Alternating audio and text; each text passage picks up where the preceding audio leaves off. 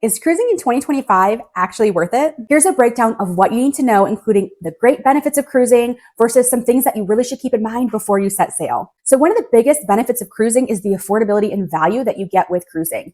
Your cruise price alone is going to include your accommodations, your meals on board, entertainment, and transportation to and from the different ports, which is great. But what I love about cruising is all of the different all-inclusive packages that cruise lines are starting to include. So with Princess Cruises, you can choose from Princess Plus or Princess Premier if you really want that all-inclusive feel. With Royal Caribbean, they do it a bit more a la carte, where you can choose from various drink packages that you want, Wi-Fi, specialty dining. If you sail on Celebrity and you want to treat yourself, upgrade to that suite, the suite pricing already includes the Premier drink package and Premier Wi-Fi, which is fantastic. With cruising, you get to go to absolutely incredible destinations. The hardest part is choosing where you want to go each time, because you are going to be drawn to so many different itineraries. From the beautiful glaciers in Alaska, amazing relaxing beaches in the Caribbean, you can explore the British Isles, go to the Greek Isles, and explore so much more. And cruise lines are even starting to add more itineraries where they're going to off the beaten paths and they're starting to go to less traveled places. Cruise lines are also really starting to expand what they offer on board as different activities, different entertainment, getting pretty trendy with things like that. They've got bumper cars, laser tag, roller coasters. They're even starting to do themed dining. One of the cruise lines has included a specialty dining restaurant where it actually feels like you're on a train while you're eating your dinner. So you're on a boat, but also feel like you're on a train. So it's very unique. With cruising, you also get a lot of flexibility to travel while you work. So it's so great that a lot of jobs now are remote. With that, cruise lines have really started to upgrade the Wi-Fi that they're offering. Starlink is fantastic. It makes it for a really good connection on a lot of cruise lines where it's easy for you to work and travel at the same time. Of course, with everything, there are always going to be some downsides, some things to think about before you travel. Cruising is in very high demand right now. So with that, it is important that if there's an itinerary that you want to go on, or set dates where you can only travel during like your kids' spring break, summertime, things like that, that you're booking as early as you possibly can, because itineraries do fill up. And the closer you get to the date that you travel, the higher that cruise cost is going to be. So definitely try to book early and try to grab up those itineraries, because they are selling out fast, since again, cruising is really popular right now. Another thing with cruising is to be aware of any hidden costs. While some cruises offer all-inclusive packages where it's including everything in the cruise price, including gratuities, not all cruise lines have that. And so for a lot of them, you're paying those gratuities separately. Sometimes you're also paying an additional gratuity when you purchase drinks, things like that on board. Excursions are going to be extra. So it's really important when you choose a cruise line to know exactly what is included in your cruise cost.